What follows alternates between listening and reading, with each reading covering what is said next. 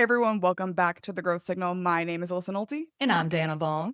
and we are going to have an incredible conversation today. So, Dannah, let's get right into it. What is your hot take? AI is the no-no. Human first. It needs to start and end with human. Oh, this is the hot take. I cannot wait for this because every other person who's come on to talk about AI has talked about it as it is the end all be all of the future. Someday we are going to be half cyborg AI robots. So, tell me more about this. Why do you feel this way? Because this is by far one of the spicier takes we've had on the show. Oh, yeah. I'm done with it. I'll tell you what actually was the tipping point for me. You ready for this? It was a cell phone, right? US Cellular, particularly. I ported to another company just this weekend. When that happened, I was dealing with tons of fantastic customer experience. Not really. It was driven by automation being literally in pool waiting lines and music and hold times and all of this fun. And then I was transferred to someone to help me. That did not help me. It was tough.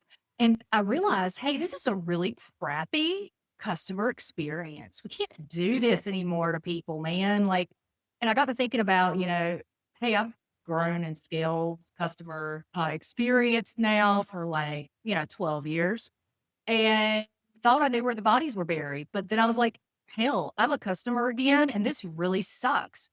Then, to be honest, thinking about it at a 30,000-foot view, um, you know, I was sitting and trying to get some help from a service perspective on my internet connection and dealing with a robot. What are these work bots that are supposed to drive so much efficiency and level one support, right? We've all done it. I've made the profitability pool myself. I'm not an AI hater for those, so get on out of here with that. But I mean, we gotta get back to human and customer, man. Gotta. It's so funny that you say that because I recently went through a very similar experience that I literally at one point was like pulling my hair out, writing angry blogs. I reached out to the CEO of the company and I was like, hey, just an FYI, I know a lot of really smart customer experience, customer success people who listen to this podcast. You might want to hire them because wow, this is terrible. Like, and that was after probably 15 days of going back and forth. I have one of those smart rings for those of you who can see the video, and it like Uh, wouldn't work. can I Terrible. ping for just a second? Ping. Yeah. Do you love the smart ring? I'm 50-50 on it. But Okay, fair I enough. I I love data, and I'm kind of a data nerd, so digging into the stats I really enjoy. I have not loved the inconsistency of, like, how some of it works. So my battery was dying in, like, 14 hours, which is not really good when you're trying to track, sleep and steps and all of those things. So I'm a data nerd, but I am not recommending it to people unless you are someone who really likes to dig into those things. Right on. Okay. Cool, cool, cool. Now back to our regular schedule programming. Well, it's Just so kidding. funny too because it's there are too many companies right now that I think are making trade-offs between what is good for the efficiency of the company, what is good for the bottom line, what makes their quarterly earnings reports look good or their investors happy, and they're doing it at the expense of their customer and their customer experience. And I think the problem is you need to make that active choice. Like if you're going to do something in the name of efficiency, you need to know the impact it's going to have on that customer experience. And you need to say, I am okay with our customers having a poorer experience in the name of efficiency and own it. Stand up out loud and wear it on your chest. Yep. And then when churn starts to spike, Yeah. right? You know it. You've seen it, right? When churn starts to spike, let's not point the finger, right? When the board needs a scapegoat. Oh, it's the customer success person. Let's get that leader out of there. They've been here for 5 months. They should have been able to turn this around by now. You know? And it's I all, hear it over and over, right? I know you did too. yeah. And it's not even just like the AI part of it.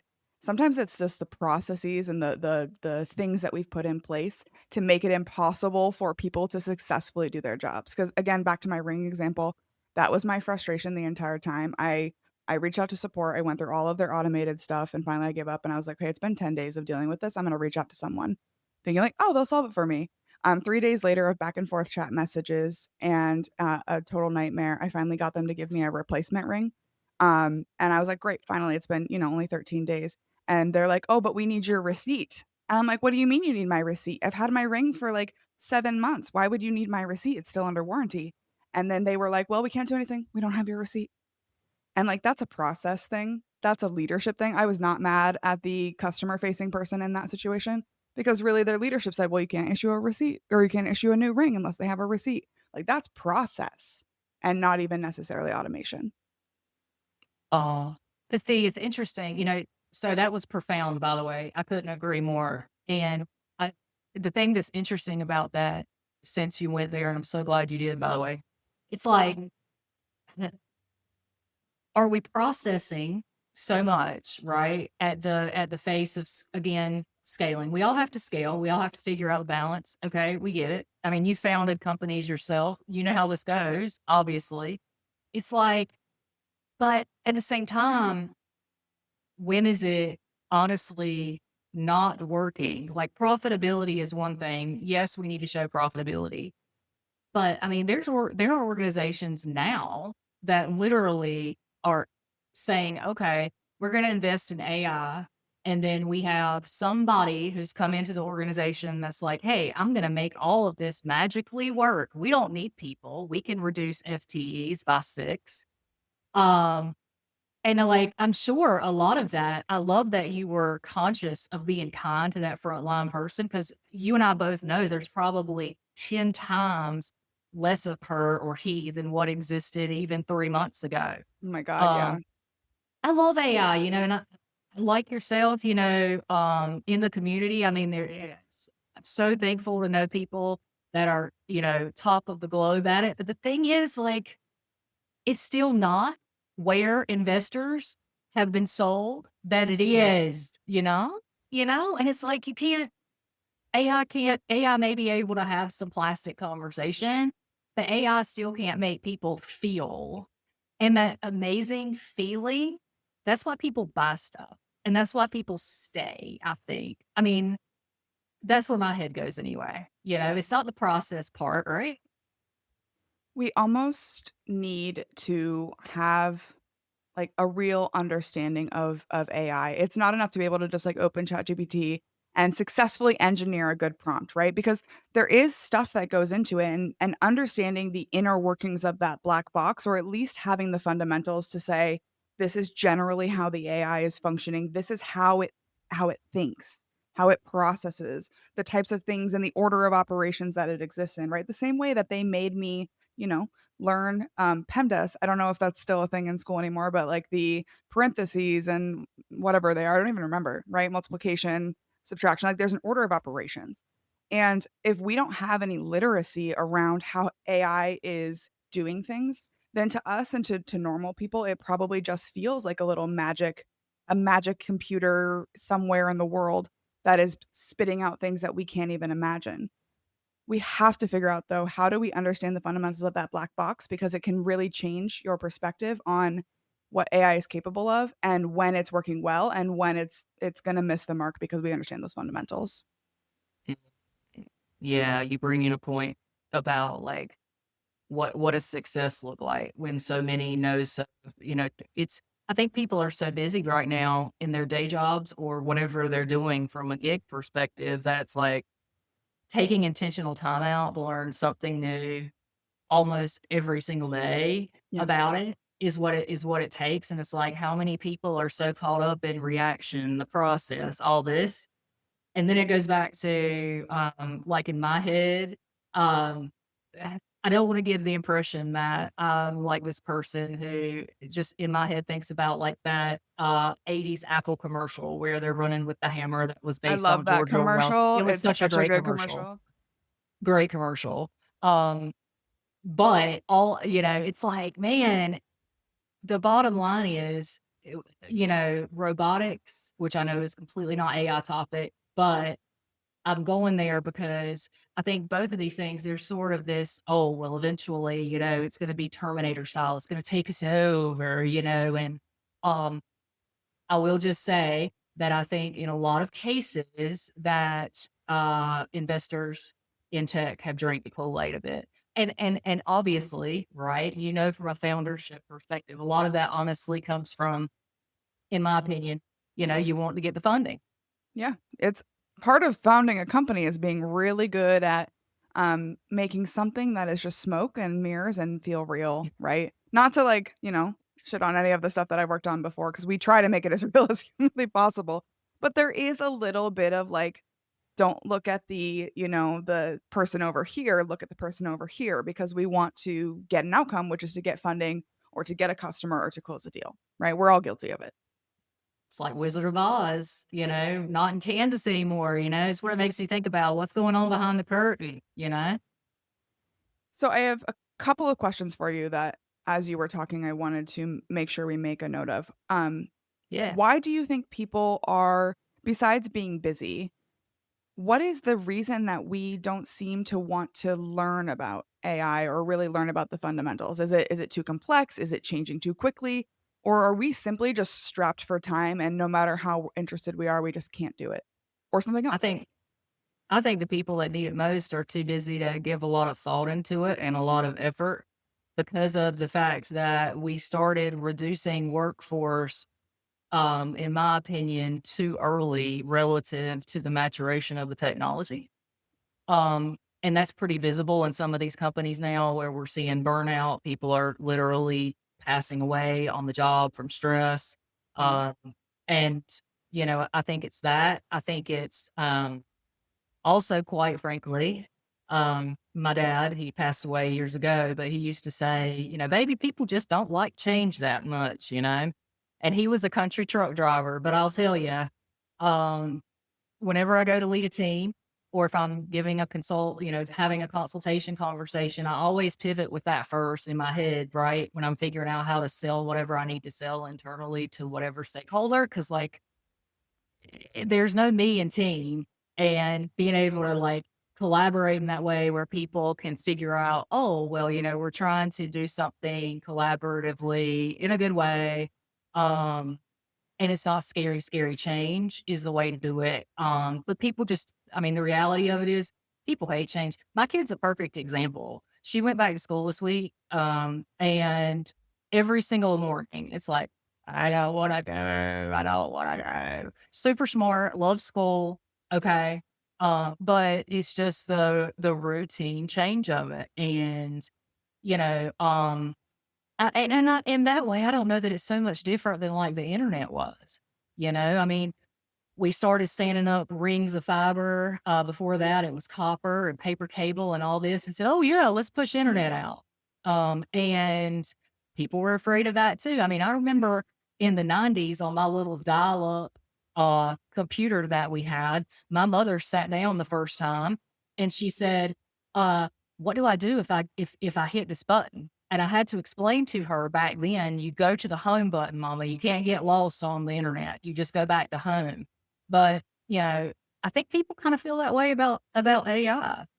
Yeah, that was actually that's a perfect segue because that was gonna be my next question. Like, have we experienced this level of catastrophic is maybe not the word, but like really fast, aggressive change that flips the way we think about the world on our head? And you mentioned with the internet. So let's make some predictions actually. So if Ooh, we okay. assume that we cannot put the AI toothpaste back in the tube, that we are down this road and it's going to be about like how do we successfully manage it? What do you think is going to be the short-term impact on our relationships with our customers? And what is the long-term impact if we don't figure out a better way?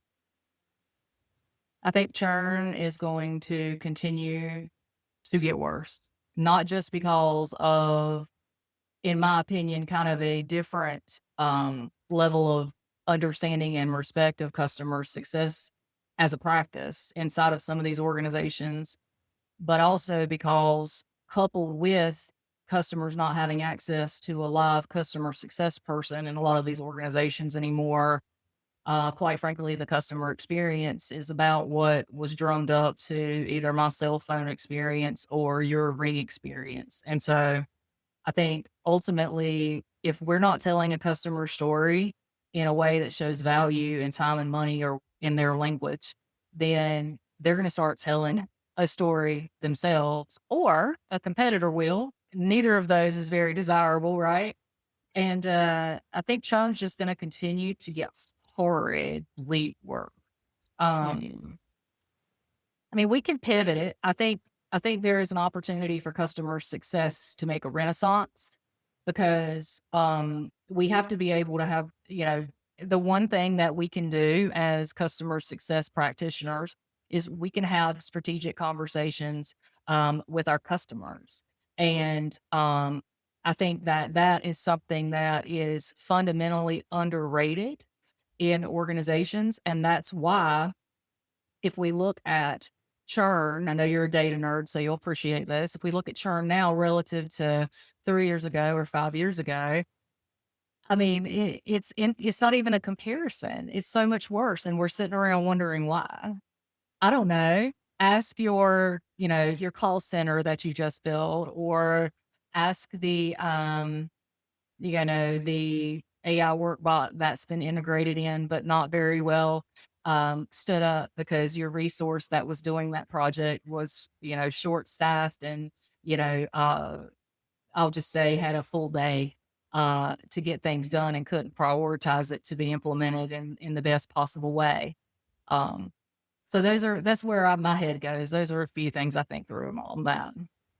With the churn going up, one of the concerning trends that I have seen over the last couple of years is, and the good people don't do this, so I'm painting with a broad brush, but if you're hearing this, you're saying that's not me, don't be offended. I feel like people, whether they realize it or not, seem to have this attitude of, "I will do anything to understand my customers except actually talk to them." Exactly. And that is one of those things where, like, they blow my mind. I'm like, "Why do you think your customers are churning?" "Oh," and then they list off all of these things that come from this amorphous made up scale, and I'm like, well, did you talk to them about it? Did you do, like, an exit interview? When was the last time you spoke with them?" And they're like, "Well, we have a lot of accounts, so we only speak to them, like, on part of the implementation, we do the onboarding, and then, like, 30 to 60 days whenever my CSP triggers it to follow up for the renewal." And I'm sitting here going, "That is wild to me. Why would you not talk to your customers? Your job has customer in the title." Exactly. And then we wonder why, I mean, to your point, like customer success isn't, and that's how I think a lot of those situations, to your point, I know you've seen it over and over. But unfortunately, that's how customer success got a bad rep sometimes because we allow stuff like that to be customer. That's our customer engagement program. That's how we're going to interact with people. That's how we're going to go save account. Get out of here. Ain't nobody going to save an account like that. No, there's an entire industry built around save motions, and none of those industries involve, like, how do we better look at usage analytics to understand who's gonna leave and who's gonna stay? None of that's the same. Here's a hot take for the hot take. It's like, so, um, here's the playbook for saving accounts. No, there's no playbook for saving accounts. You have to talk to people. That's what nobody wants to hear, I think. And I know you've seen this. Like, it's like, yeah. And I'm not saying again, there are some fundamentally amazing AI driven tools that do help drive efficiency. Scribe, Flowla, a couple of my faves, right? They are more personalized. It's great, but we have to have people orchestrating all of this, or we're gonna get in pretty rough ground pretty quick. It's okay, so my brain is spinning on that because there's, like, a question just inkling behind my temple, so hopefully this comes out right. But you said that we have all of these really well done AIs designed to drive efficiency, right? So Mhm. one guest on my podcast a couple of months ago said, companies can really be one of three things. You can either be product driven, ops/efficiency driven, or you can be customer driven. So where are the AIs that are designed to make me more customer driven? Because if there's an AI designed to make me more efficient and make me more money and all of that, that's great. If there's an AI to help me make my product better, that's great, but it feels like we're so focused on the efficiency version of AI. Why are we not focused on the customer relationship version of AI? Wow. Yeah, that's mind blowing. I love that. And while I've caught many of these episodes because usually they blow my mind, I'm gonna go back and check that one out because I mean, clearly that's one that is worth the watch times five. I mean, it's a whole thing. I mean, it's like, let's do, you know, and I know you've heard this too, probably 8,000 times. It's like, oh, well, we can get low level hanging tasks off your plate. I bet I get 10 LinkedIn messages a day from someone telling me that, right? And I'm sure you do too. Yeah. That's great. It's fantastic. But to your point, and it's a very astute one, it's like, are you going to help me keep my customers? If you can't do that, then I mean, it all because that's the thing. I think that's the cool, crazy, weird thing about all this. Like, we all work for the customer. And I think there's this misconception that, we work for the board.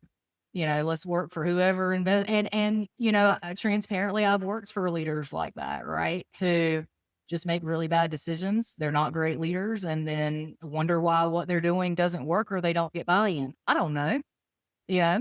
Doesn't sound like you're motivating people in a way that keeps customers. To me, that's probably why. And part of that too is incentivizing the wrong things, right? Like, I report to a board, Ooh, and so, like, my incentive is top line. Like, they judge whether I'm good at my job is because I'm bringing in top line, but they're not really caring or paying attention to bottom line or, like, customer retention because it's not what they're incentivizing for me.